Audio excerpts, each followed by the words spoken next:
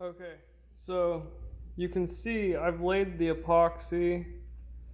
So I've laid the black epoxy, put the honeycomb carbon fiber on,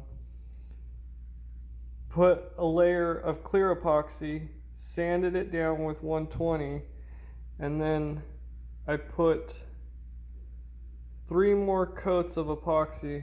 You can see right there. It didn't really level out very well there, but the rest of it's pretty well leveled. Anyways, so I did that, and then this is the result, right? So it's all wavy, it's not flat, I have that spot. So now what I'm gonna do is I'm gonna sand it all out again, and that's gonna kind of level this out quite a bit. And I gotta get rid of this spot.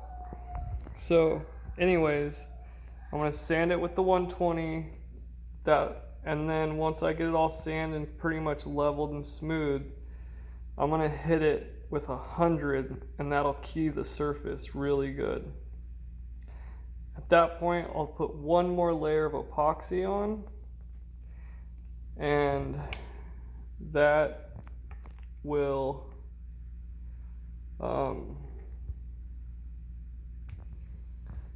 but yeah, you can see the edge came out.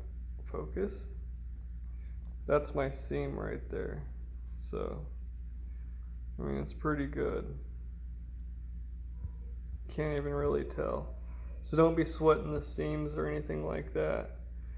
I mean, there's no seam on that side. It's wrapped this way around the back side, and the seam is right here in the front. It's like right here on the edge. So I mean, focus, focus. Anyways, don't worry about the seams. You can't see them once it gets epoxied and everything. No big deal. So yeah, part 3 will be after the last epoxy layer.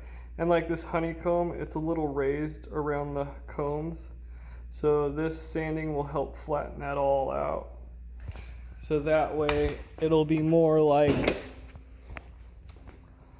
how this is, right? See, that's honeycomb.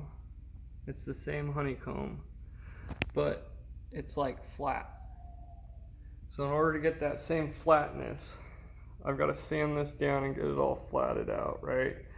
And then if I got to put 3 or 4 or 10 more coats, I will, whatever it takes to get it flat. And then once I get it flat, with that last coat, I'll go ahead, sand and buff, and that'll be part 3, is when I've gotten it flat. Last coat's been laid, and we're starting to sand and buff.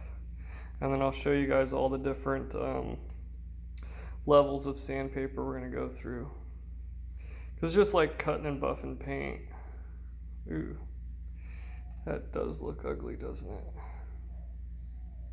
Anyways, the other one looks way better, but it's in my truck right now because I took it to work to show it off.